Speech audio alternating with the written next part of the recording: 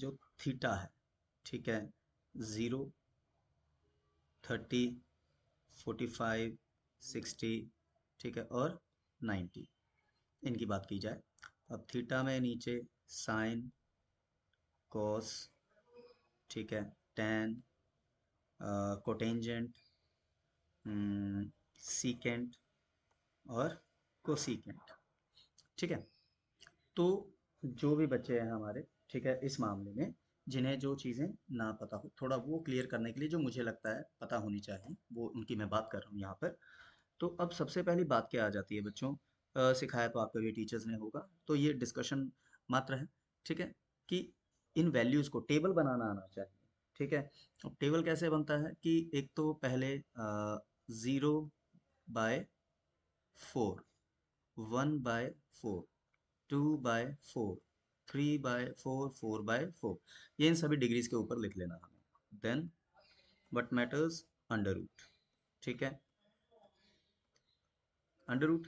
अब 0/4 क्या होगा, 0, 1/4 होगा 1/2, अगर ना पता चले तो बता देना, ठीक है।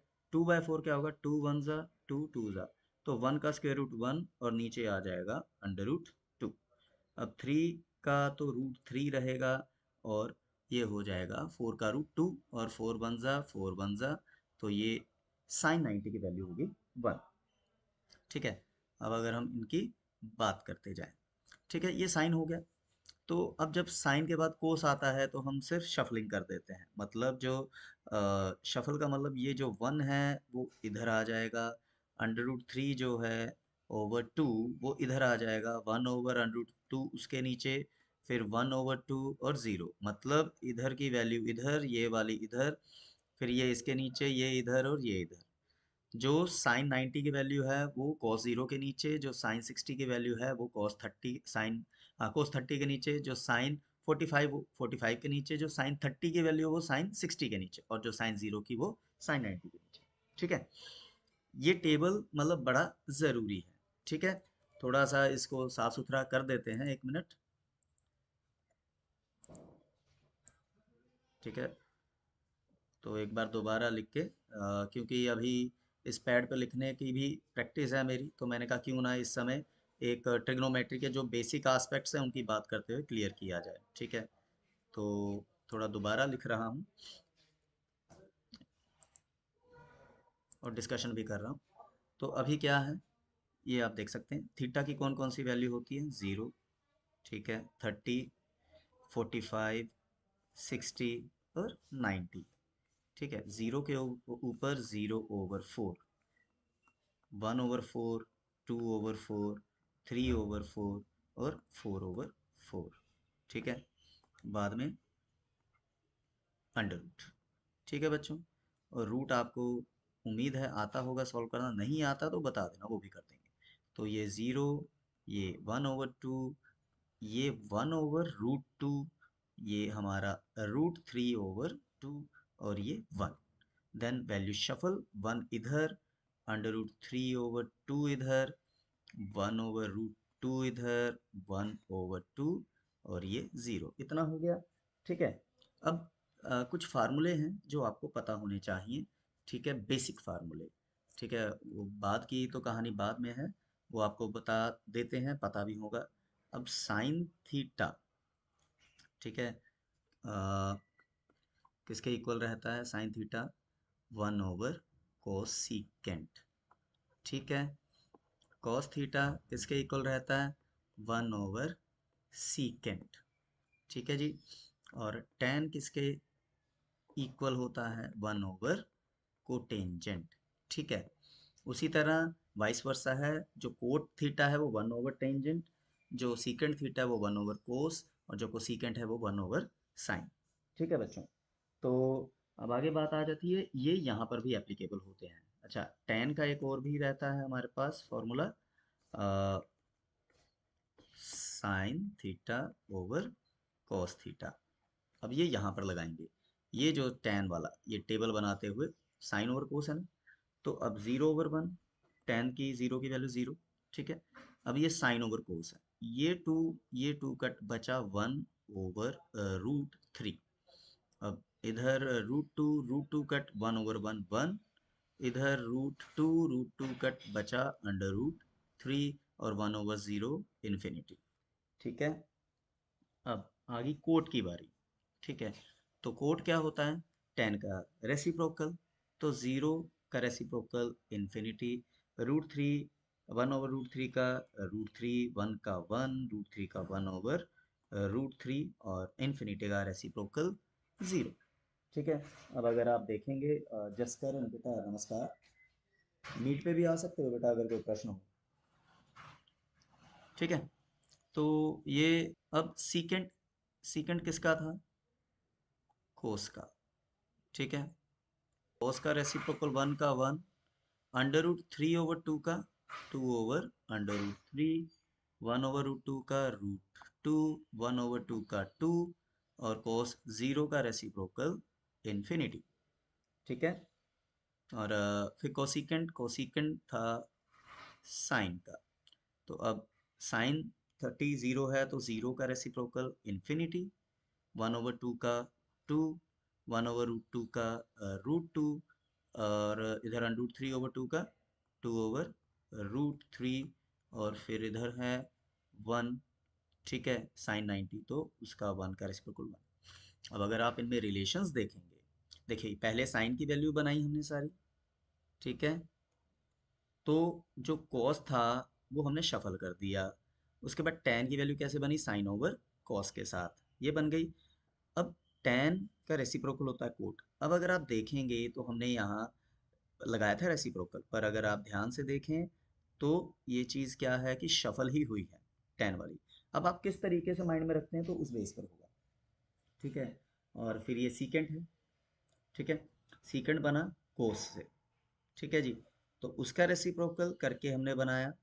ठीक, अब उसके बाद जो कोसिकेंट हमने बनाया तो साइन के रेसिप्रोकल से, तो आप किस तरीके से याद रखते हो मैं वही कह रहा हूँ। तो यहाँ सीकेंट को शफल कर दिया गया, तो ये इनके रिलेशंस हैं। इस तरीके से आप समझेंगे तो आपको चीज़ें क्लियर होंगी। तो ये हमारा पहला पार्ट हो गया बच्चों। ठीक है, ठीक, अब आगे बढ़ते हैं। इतनी चीज़ हो गई। अ, हम्म, ये हमारे पास हो गया।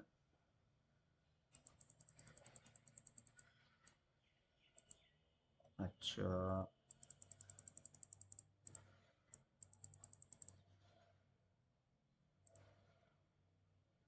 ये हो गया बच्चों। उम्मीद है जो भी इसे सुनेंगे उनको समझ आ गई, अगर ना हो तो बता देना। इतना पार्ट हो गया।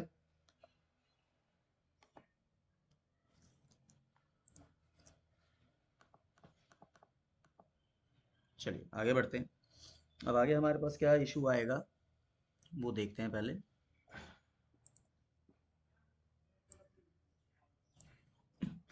हाँ, अब आ जाती है बच्चों बात ये वाली। इधर ये हमारी कह लो जो बेसिक्स हैं, साइन थीटा। ठीक है, वो P B P H H B. ठीक है, इसकी बात करते हैं अब। तो अ, अब बच्चों जो हम बात करते हैं, पंडित बद्री प्रसाद हर हर भोले, सोना चांदी तोले। ठीक है, तो अब अगर हम बात करें साइन कोस टेन। ठीक है, P B P H H B. ठीक है, तो सी एस सी। ठीक है, अब ये हो गया हमारे पास साइन कोस टेन। तो पंडित बद्री प्रसाद हर हर बोले, जब हमने भी 10th में पढ़ा था इसी तरीके से बच्चों ने और भी बनाया है, तो आपके टीचर्स किसी भी तरीके से आपको दे सकते हैं। ठीक है, तो अब इस हिसाब से हमारे पास जो साइन है उसकी वैल्यू बनती है P/H। ठीक है, कॉस की वैल्यू क्या बन रही है? B/H। ठीक है, टेन की वैल्यू क्या बन रही है? P/B। अब जैसे हमने रेसिप्रोकल की बात की थी तो साइन का रेसिप्रोकल H/P। ये चीज़ें अगर अभी भी नहीं पता कुछ बच्चों को, तो मैं यही कहूँगा कि भाई आपको पता होनी चाहिए। ठीक है, ठीक है, इतनी सी बात है क्योंकि ये ऐसे बेसिक कंसेप्ट हैं जो आप कर लेंगे तो मुझे लगता है बढ़िया रहेगा। तो कॉस का जो है वो सीकेंट है, ठीक है, तो वो हो जाएगा एच ओवर बी, और tan का कोट है तो भाई वो हो जाएगा बी ओवर पी। और इस सारी जो, तो तो अब देखिए ए बी और सी है, ठीक, तो ये 90 डिग्री का एंगल है। अब बचा एक ये और एक ये, दो थीटाज हैं जहां पर वैल्यूज निकाली जा सकती हैं। ये तो 90 डिग्री पक्का ही है, इसके सामने हाइपोटेन्यूज और हाइपोटेन्यूज हाइपोटेन्यूज रहेगा। अब हमने बात की थी पंडित बद्री प्रसाद जी की, ठीक है, तो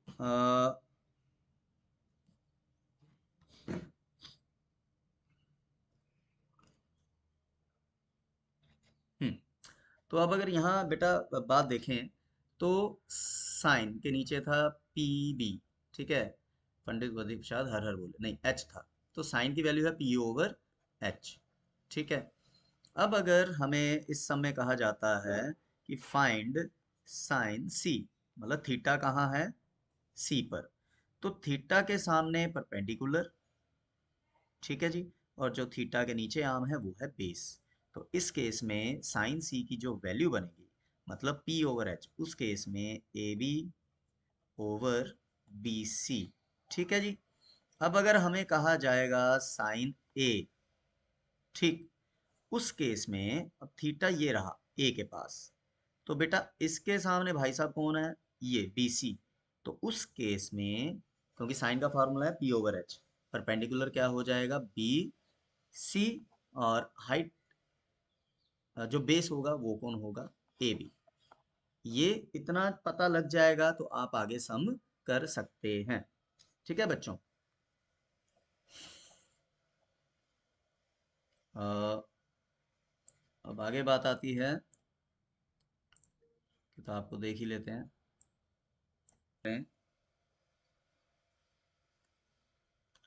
बच्चों इन केसेस में ये जो चीज़ें हैं इनको माथापच्ची करने की बात नहीं, यहाँ पर एडजेसेंट क्या होता है, एडजेसेंट होता है साथ वाली। एडजेसेंट जो वर्ड है, अगर मैं यहाँ एक ट्राइंगल बना देता हूँ बच्चों, अगर ये जो साइड है ये इसकी एडजेसेंट है, ठीक है, जो साथ में जुड़ी है, ठीक है, वो एडजेसेंट साइड होती है, ठीक है। यहाँ एडजेसेंट एंगल की बात हो रही है तो वो हमें ध्यान रखनी, बट बेसिक चीज़ें कितनी याद रखनी है, sine cos tan cosecant secant cotangent, ठीक है। और इनके पंडित बद्री प्रसाद हर हर भोले, कई बच्चों ने मतलब कुछ और भी नाम दिए हुए हैं, तो वो भी आप अपनी ओर से बच्चों दे सकते हैं, ठीक है। अब ये हो गया, वैल्यूज़ की हमने बात की थी, वैल्यूज़ कैसे फाइंड आउट करते हैं। अच्छा इस बीच में आपको पाइथागोरस का फार्मूला भी आना चाहिए, ठीक है, हाइपोटेन्यूज का square is equal to base square plus perpendicular का स्क्वायर, वो पाइथागोरस बेसिक फार्मूला है, पता होना चाहिए, क्योंकि कई जगह पर आपको पहले पाइथागोरस लगाकर आंसर को फाइंड आउट करना है, देन आगे चलना है, ठीक है। अब ये एग्जांपल्स हैं हमारी ही बुक की। अब जैसे ये गिवन है कि tan a is equal to 4/3, ठीक है, tan a 4/3, और find the other trigonometric ratio, सम ऐसा ही आएगा, अगर आएगा इन जैसा एक सिंपल सा सम ऐसा ही आएगा, ठीक है। अब उस केस में आपको क्या करना है, हमें tan a दिया है, tan a दिया है, tan का फार्मूला क्या होता है P B P H H B में, ठीक है, ये रहा, ठीक है,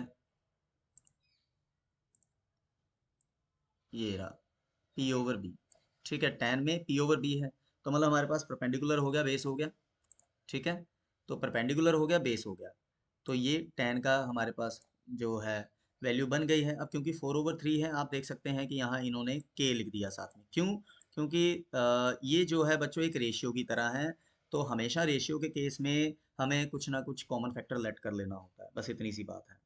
अब इन्होंने पहला पाइथागोरस लगाया, अब उसका रीज़न क्या है, क्योंकि हमारे पास ये 3k है ये 4k है, ये कहाँ से आया, क्योंकि tan का फॉर्मूला था p ओवर b, ठीक है, ठीक है ना, ठीक है। तो अब p ओवर b, tan था क्या a, अब tan a के सामने वाला परपेंडिकुलर होगा, और जो जिस पर वो खुद बैठा हुआ है वो बेस होगा, ठीक है, थीटा के सामने परपेंडिकुलर, तो वो हो गया 4/3। अब पाइथागोरस लगाया, ठीक है, 25 के स्क्वायर आया। अब अब 25 का जो स्क्वायर रूट है वो 5 है, के स्क्वायर का के, तो हमारे पास ए सी आ गया 5। अब बस वैल्यूज आ गई। ठीक है, ये हमारे पास आ गया 5 के। ठीक है, तो जब हम फॉर्मूला लगाएंगे साइन ए, अब बात किसकी हो रही है, साइन ए। ठीक है, तो परपेंडिकुलर ओवर हाइपोटेन्यूज। ठीक है, तो 4/5, के कट 4/5, उधर कोस ए बेस ओवर हाइपोटेन्यूज, तो 3 के/5 के, तो के कट वो उस तरह से हो जाएगा। ठीक है, तो इस तरह से आपको रेशियोज फाइंड आउट करनी है। अब हम ये सम दे सकते हैं कि if angle B angle Q R acute angle such that sine B is equal to sine Q, ये और ये इक्वल है। ठीक है, अब उन्होंने कहा then prove that angle B is equal to angle Q. अब अगर sine B is equal to sine Q है, then prove that angle B is equal to angle Q. तो triangles A B C P Q R हैं हमारे पास। ठीक है, sine B sine Q equal दिया हुआ है, साइन बी की जो वैल्यू उसके थीटा के हिसाब से, साइन क्यू की जो वैल्यू उसके थीटा के हिसाब से। ठीक है, परपेंडिकुलर ओवर हाइपोटेन्यूज है ना, तो वो यहाँ पर बी के सामने परपेंडिकुलर ये है, हाइपोटेन्यूज ये है, और इनके सामने इधर परपेंडिकुलर और ये हाइपोटेन्यूज है। ठीक है, तो ये वैल्यूज बन गई। अब वैल्यूज बन गई तो ऊपर पहले गिवन है कि sine B is equal to sine Q, ये इक्वल हो गया। अब इन्होंने इसे इक्वल रखा, लेट के कर लिया रेशियो को। ठीक है, ठीक है, तो अब बच्चों ए सी ओवर जो के हो गया, अब पाइथागोरस के बेस पे इन्होंने ये बना लिया। ठीक है, और जो B C over Q R है, देखिए ए सी ओवर ये है, एक पेयर बच गया है, तो B C over Q R में इन्होंने अपनी वैल्यूज फिल कर दी हैं। ठीक है, अब जो जिसके इक्वल है उसके हिसाब से इन्होंने लिख दिया है। ठीक है,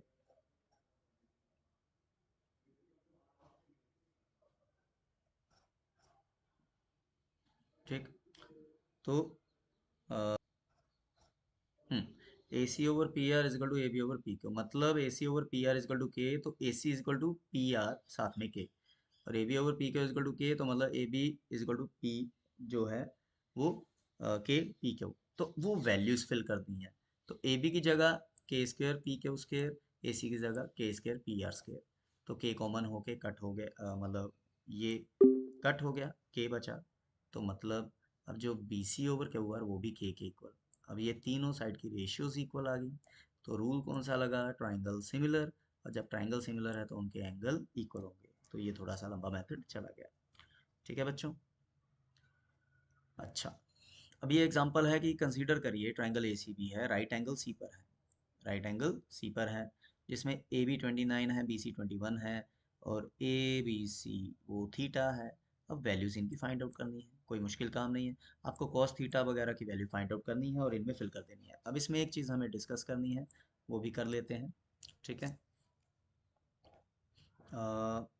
क्या है कि बच्चों जैसे कॉस स्क्वायर थीटा या कॉस थीटा का स्क्वायर, इनमें डिफरेंस है, ये याद रखना। कॉस स्क्वायर थीटा का मतलब है कॉस थीटा का होल स्क्वायर। ठीक, कॉस थीटा का होल स्क्वायर, पर जो कॉस थीटा स्क्वायर है उसका मतलब पता क्या है, अगर थीटा की वैल्यू 10 है तो स्क्वायर होके वो बन जाएगा कॉस 100 डिग्री, इस बात का ध्यान रखें। तो कॉस थीटा में जब कॉस थीटा की वैल्यू करोगे उसका स्क्वायर हो जाएगा, तो वो आंसर बनेगा। ठीक है, तो ये इश्यूज हैं।